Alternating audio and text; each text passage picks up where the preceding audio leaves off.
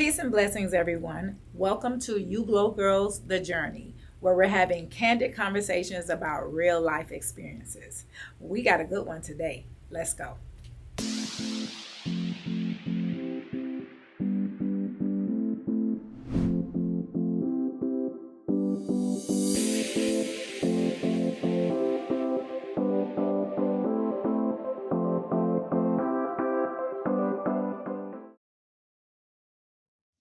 The free love movement of the 1970s reflected a liberal philosophy that sought freedom from state and church interference in personal relationships.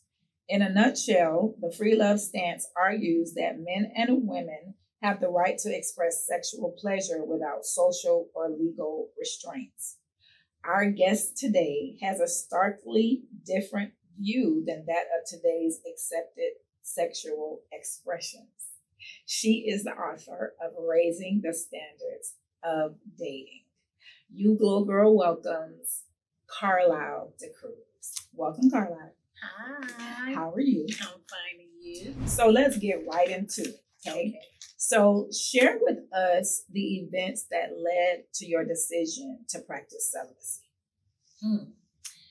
For me, this is, I would say, my second go round practicing celibacy. The first go round was when, before I ended up getting married.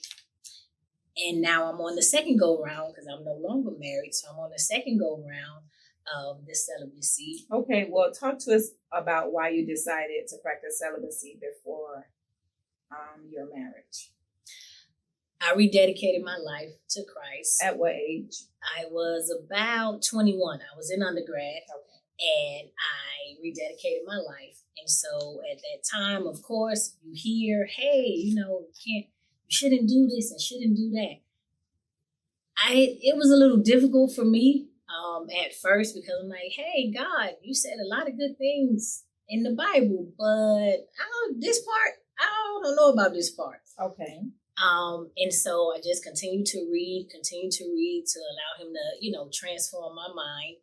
And from that point on, that's what led me to my first go round with celibacy. Okay, so you just said that you decided to rededicate your life. You were a student in college. Mm-hmm. Yes, ma'am. Again, give us that pivotal moment where you decided that you needed to rededicate your life. What happened in your life that led to that decision? Most of us, we have those come to Jesus moments. A lot of times God, he's there, he's waiting on us, but it's like, no, not yet. Well, what was going on with you though? It wasn't really anything major going on with me. Mm-hmm. I just knew I needed to give my life back to Christ. I just knew I needed to connect back to him and get back on the right track. Okay. So, and then you decided, you said, to practice celibacy. Yes. So what led to that decision? It was mind blowing when you think about when you rededicate your life and you have that moment where it's like, hey, I'm living for you, God, but I also still want to partake in this sexual behavior. I have my man. Okay, but so you were I love you. Yes, I love you. But you're telling me I can't do this with him. If I stop doing it, he's going to leave. We all know that. Okay, so you were dating and you guys were sexually active. Very active, yes. Very active. Yes. Okay, and so again, what brought you to the place? Okay. The conviction. All right. That the Holy Spirit continued to place upon me. It was that conviction. I'm like, I can't do this. It's either I'm going to live for you, God, or I'm going to continue to sleep with my man. I can't have both. So did you have a conversation with him about it? I did. We had a few conversations. I tried to find, little loopholes in the faith where I'm like, okay, well, maybe we can play around in this area. When you say play around, what do you mean? We need candid conversation.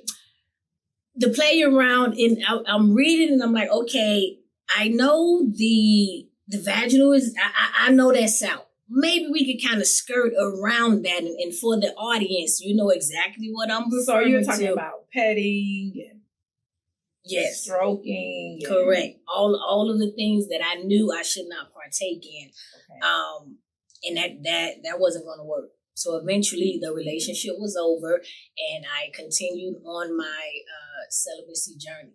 Okay, so the relationship, he couldn't accept your newfound convictions. Correct. Concerning not being sexually active. Correct. And your decision to rededicate your life. So yes. You guys decided amicably? Was it explosive? It wasn't explosive. It was just more so, hey, this is the journey that I'm on. Okay. I know you're not coming with me, so let's just part ways. You're going to continue to do you, and I'm going to go on with the Father. So how did his decision to walk away, how did that impact you, though? It did hurt, because I was like, hey, this, but I love you. Wow. I love you. At least I thought I did, but I love you, right? But again, once I continued to tune more into the Father, okay, you wasn't going to be him no way. I'm fine. Okay. So as you got closer to God in your relationship, you realized that it was for him to continue on this journey with you. Correct. A lot of times when God is calling you to a certain place, it's a solo journey. You find yourself when you're by yourself. Okay. Correct. So now let's jump to the second time you decided to practice celibacy. Now, you've been married. Yes. And then there was a divorce. Mm-hmm. Okay. Now, give us some details as to what led to this particular decision, because you've been celibate for how long now? This year makes 5. Okay. So talk to us about what led to this decision, because now you're not in college. You've already experienced marriage. Now it's after marriage, the aftermath of the divorce. What was going on with you in your dating life that you came to the realization that you needed to? Well, after my divorce ended, and it's in the book where I state, I made the decision to date God. Okay. I'm still dating God until he says otherwise. Every year that I come up, I'm like, okay, God, we're approaching a year. You can dump me at any point and send my bow in. You can dump me. I'll be okay. And so for me, it was just one of those, because again, I have experienced the celibacy journey before. It was just automatic to revert back to that, because I'm in a space in my life where I want my Father to build my home. I don't want my home to be built upon my flesh.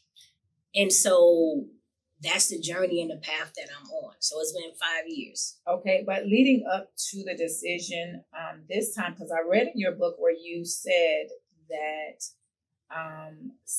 having sex could have certain effects on your decision making and your life decision makings. Can you expound on that? Having sex outside of marriage, it impairs our judgment. Give me some examples, though. Some examples, we miss a lot of red flags. Okay. We miss a lot of the red flags, a lot of things where if I was not having sex with this individual, maybe I would have been able to spot the manipulation or just the trauma and the drama, all of the foolishness that he is bringing to the relationship, and vice versa, because women can take foolishness with them as well. But again, when you're sexually active outside of marriage, it impairs your judgment a great deal. Now, once married, you can be impaired. It don't matter. You can be impaired. That does not matter. Okay, so your view is you can be impaired while marriage. I'm going to put that on the table for a second. We're going to revisit that. But talking about the red flags brings us to chapter 5 in your book concerning your character, Nia. Let's talk about her. Now, who is she based on? Nia is a real woman. Okay. And when speaking with Nia, that chapter is titled "Be Aware," aware of the forevers. Uh-huh. And so with Nia, she has these different relationships that she's involved in. sex is involved in both of the relationships. And Nia's not married. She's not married. Not in these relationships that she's in. She ended up getting married later on. Mm-hmm. But with Nia, she was the forever girlfriend and the forever fiance. So what is a forever girlfriend? Explain to us what that is. A forever girlfriend to me is a woman who has put her all into the relationship only to find out this joker playing with me. I don't think I'm gonna get married to him. It's been year what? Yeah, he's playing with you. I think after 2 years, especially if there's no sex involved where your judgment isn't clouded, after 2 years, no ring, no nothing. Yeah, he's playing with you. Because it doesn't take that long. We're not kids. That's dating. And so she realizes that, hey, I think he's playing with me. Okay, so in the book, in that chapter, you refer to her intuition. Like she has a feeling that something is going on with him, but she continues in the relationship anyway. Also, after her relationship with the first, she gets involved with another gentleman, and she has the same, what I call the spidey senses going off concerning him cheating, but she stays in the relationship anyway. So when it comes to the forevers, what is the danger zone here? What is her example showing us about that danger zone? The danger zone, again, I believe, to each his own. What may be a danger zone for one woman, the next woman, she may be okay with being played and having games played on her. Okay. Which it all boils down to your self-worth. Okay. Not knowing your self-worth leads to these, toxic relationships and so forth. So the danger zone, going into a relationship, know exactly what it is you want. Put a timeline on that situation. And when that timeline has passed, that's it. Put your stake in the ground. This is it. Do not settle. You don't have to settle. Put your stake in the ground. I've already explained to you from the beginning. This is what we're doing. This is what we're not doing. And when you see that this individual continues to string you along, you got to leave. Okay, but she didn't. And Nia, in the reading of the book, she actually was one who had all of that together. She had her timeline in place. She had a little checklist about what her expectations were. She opened up the lines of communication with each one of her partners. But when it came down to those timelines and the deadlines, she kind of compromised those and continued in the relationship. So you're saying that because she was having sex with these individuals, this is what led to her to compromise her standards and her expectations. Exactly. Okay. Now talk to me about the title of your book, Raising the Standards of Dating. What do you think are the general standards of dating? The way dating is right now, I don't think there is a standard. Okay. Everything goes. There is no standard.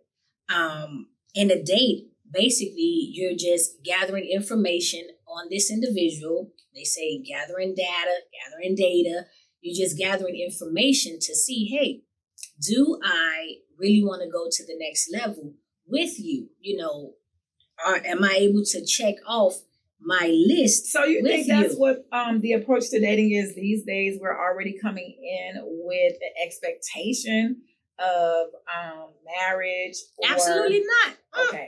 No, all whatever this stuff that they're doing now, anything goes. It's I'm on my back, off rip, anything goes. Anything goes. Okay. So also, and I want to play devil's advocate for a minute, because you have people who say that practicing celibacy is unnatural. What's your response to that? It is it's difficult. It's nothing that is easy. No one actually wakes up and say, yes, If you're a woman, yes, I don't want any sex. I'm good. A man doesn't wake up, no, I don't want her. I'm good. No one does that, right? And so it's not in the sense that everyone is practicing this, because it is a continual journey. It's a continual journey with the Father. Every day you may experience little, this day may be a little more difficult than that day and so forth, but it's a continual journey. But it was God's intention from the very beginning. I don't want my children to do this. And it wasn't that he does not want us to do that, because he created it. Right. He wants us to have it, but have it in the proper context. And that is only when you are married. It's not for single people. And again, I struggle with that, and I really wasn't feeling what he had to say. And I'm like, this don't sit well. You're telling me I can't do this? I've been doing this since I was 15. What are you talking about? And why would you even put this in the Bible? Like, why? But he put it in there for a reason, and it is to protect us. He's a protector. So he wants to protect our souls from being damaged, from the constant connecting with this one, connecting with that one, and then we're pulling ourselves apart when the relationship is over. So he's a protector. That's why he put it in there. Okay. What have you learned about yourself on this journey? I learned that I can go longer than I thought. That wasn't in my plan, his plan, not my plan. But it's definitely, again, a continual process. I'm learning that everything that he says in his word and the things that are now out in the world, totally different perspectives from the world and God's view. And so I'm learning that it's okay to not fit in the world's box. It is okay to be different. It is okay to say, hey, I'm a young woman. I'm practicing celibacy. And it's just a continual journey. It is a beautiful journey, to no longer say, hey, I'm not going to give myself to you and there's no commitment. I don't want to do that. Okay. Are you dating? Not right now. My father, yes, you can dump me. We're on the air. You can dump me when you're ready, but in flesh. No. Okay, so that's another interesting aspect of practicing celibacy. Mm-hmm. So in the last 5 years, have you been on any dates? No. So you feel that in order for you to be able to maintain this walk in celibacy,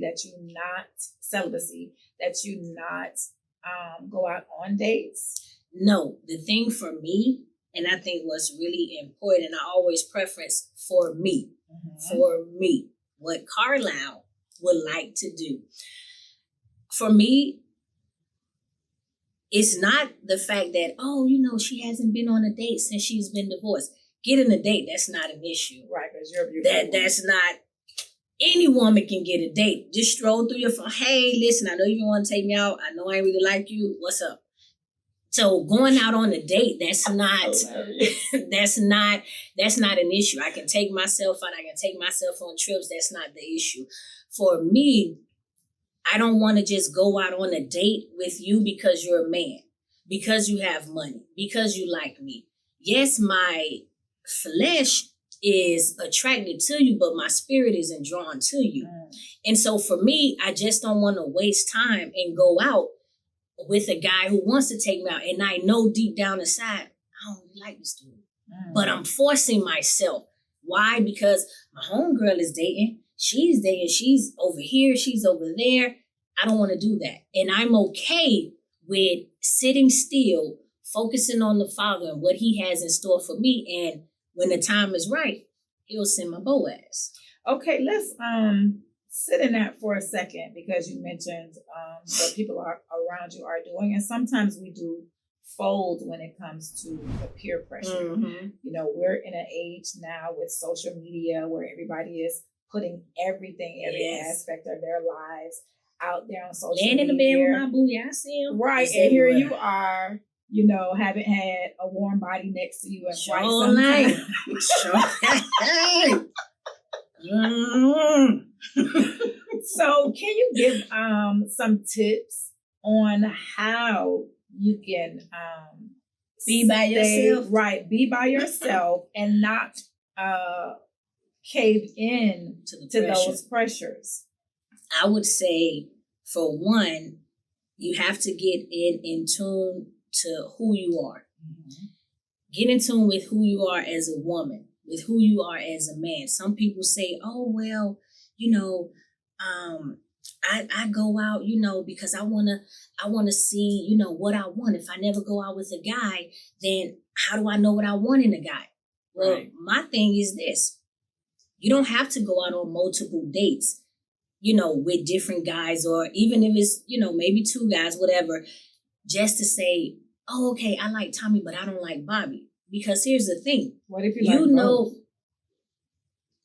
I'm coming back to that. You better than anyone. Right. And so going out on the different dates, that doesn't necessarily mean that, okay, exactly, I know what I want. I know this. Well, for one, whether no man or woman ever go out on a date with you, you want to be respected. Okay. You want to be treated with kindness. Mm-hmm. You want to be treated with gentleness. You want to be valued and appreciated. So multiple dates doesn't have to let me know that. I know if you're coming my way, you're going to respect me, you're going to value me, okay, and you're going to appreciate me for the woman that I am. I don't have to have Tommy, Bobby, I'm going to say Ricky and Mike. I don't have to have that. And again, I always preference what is for Caryle. So again, for that individual, that's on the journey. Again, tap into who you are as a man and who you are as a woman. And I always tell people, find out the real reason why you're going out on these dates. Because I think it's dangerous to date from two places. You don't want to date from a place of loneliness, and you don't want to date from a place of boredom. Tell us why. The reason why you don't want to date from those two places, one, especially once sex get involved, you end up getting stuck with this individual. Because this is someone you weren't even interested in. When you say stuck, you mean in a cycle? Correct. You end up with this individual and you never even really liked them, but because you were bored and you were lonely and you had to have this man take you out, you had to go out and get this woman. Then you look up and you're like, man, I don't even like this chick. I don't even like this dude. Now you know, one baby, two baby, three baby. You can't stand each other. And you say, well, how did I get here? Well, remember that Saturday night when you were lonely and you picked up that phone? That's how you got there. It just continues to go on and on and on. So again, when you're dating, the ultimate goal, the end point should be, hey, marriage, because the progression in life, everything that we do in life, there's always an end point. Whether you're an athlete, it doesn't matter. The end point is to get to that highest pinnacle I can in that sport. It doesn't matter. So when you're dating, find out, hey, what's my end goal? Do I just want to, kill the time, pass the time with someone? Mm-hmm. You can do that too. It's totally up to you. But again, if you don't want to date from loneliness and boredom, be mindful of that. Okay. So anybody looking at this, you may have people who are viewing this who might be considering the practice of celibacy. What would your advice to them be? I would say, don't think you're going to accomplish this overnight, but allow God to help you during this process, because celibacy is from Him. It's definitely not from the world. Right. So tap into the Father and allow Him to help you along that journey. Give yourself grace while you are going through that journey. Don't beat yourself up. Oh man, I wanted to practice this, but I let Tommy slide through. I messed up. Give yourself grace again as you're going through this journey, because it's a tough journey, but it is a rewarding journey at the very end, because again, you find yourself when you're by yourself. You don't have to worry about the mixing of this person spirit merging with yours and the whole nine when you get into soul ties and everything. So allow the Father to help you walk the thing out. It can be done, and God is a keeper if we want him to keep us. Do you think the use of the word soul ties in explaining the highs and lows of what we go through in relationship, especially as it pertains to the body of Christ, Christian believers, do you think that that word has been overused in our explanation as to experiencing brokenness in relationships? Not at all. And even though the Bible does not use that word specifically, God speaks of it in 1 Corinthians, I believe it's 1 Corinthians 6, 15 and 16, where he states, and I may be a little quoting it wrong, but in there, y'all go back and read it for yourselves. Paraphrase. Exactly. Where he states, that we are taking parts of us when we are sleeping with these individuals and joining them to this person, because we know that Christ dwells on the inside of us, the Holy Spirit. So when we are sleeping with this man or sleeping with this woman, we are in essence taking Christ along the journey. We're taking him in that bedroom, in the back of that truck. That's what we are taking him. And so he speaks to that because it's so important.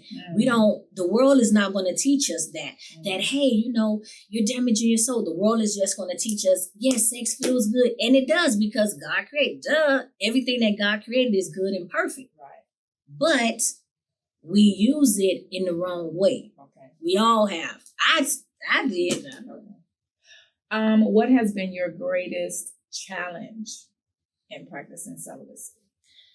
My greatest challenge, I would say,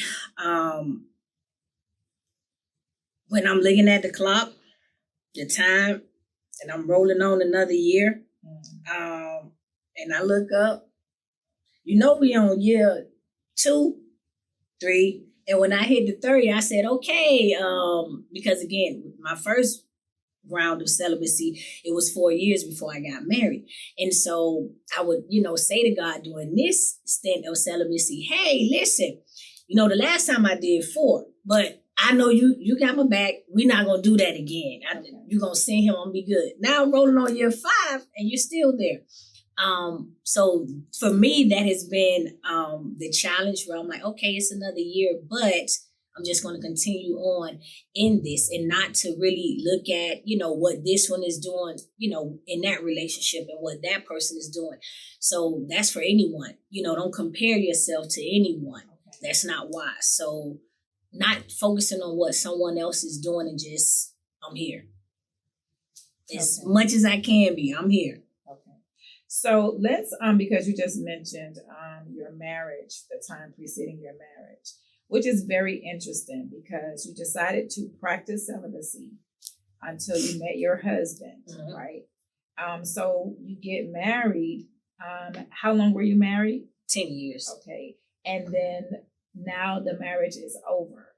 So are you saying that when you're talking about being celibate and not allowing sex to kind of dictate your life decisions, but you're not saying that's the end all to be all? Right? Because you got married and now you're not married to that individual anymore.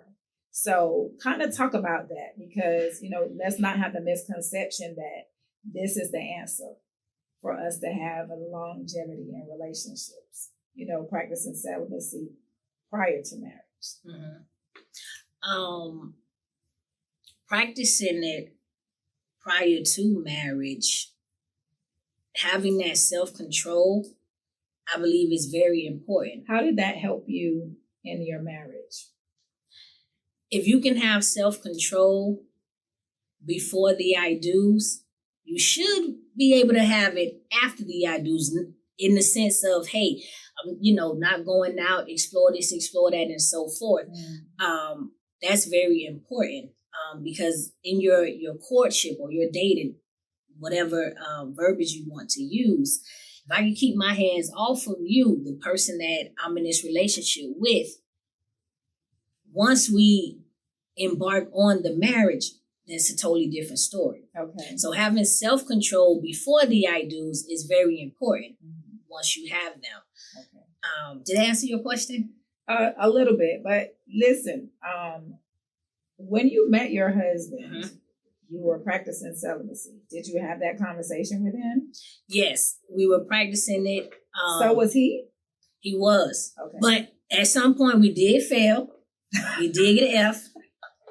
How many times? We didn't get a lot of F's, but an F is an F. In school, if you got an F is an F, okay? So we did get an F, but got right back on the path and on that journey. How long did you date before you got married? Several months, because we were friends, so we knew each other for several years. Okay. Mm-hmm.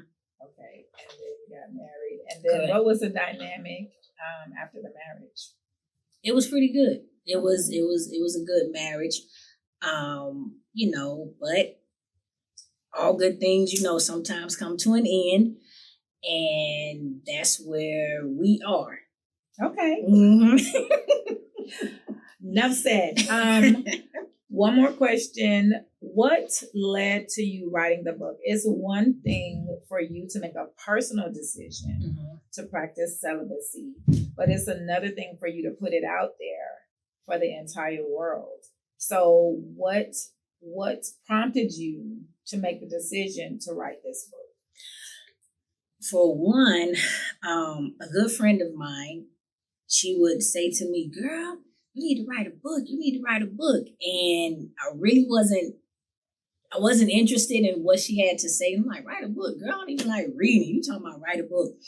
But what started, I was sitting at home, and I really cannot remember what it was that I was listening to or something that I saw. I can't remember. But for me, the book didn't start out talking about sex. Okay. My plans, I wanted to speak to women regarding their self-worth, regarding the importance of knowing who defined you, which is God.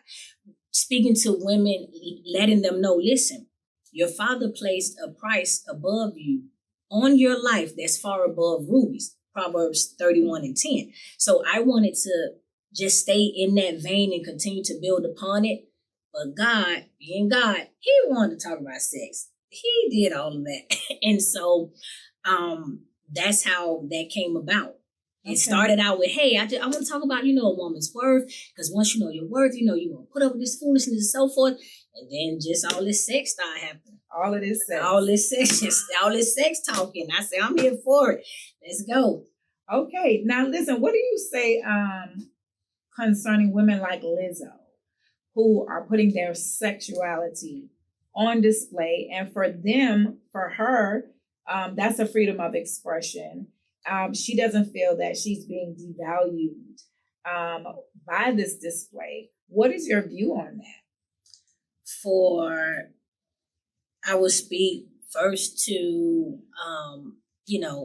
any woman, and I would just say, just be mindful of what you want to portray to the world. Okay.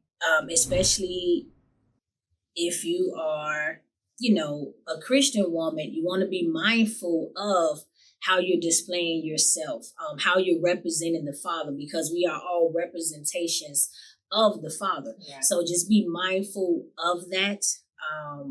And that's whatever, if you're comfortable in that sense, hey, to each his own, that's you, that's how you roll.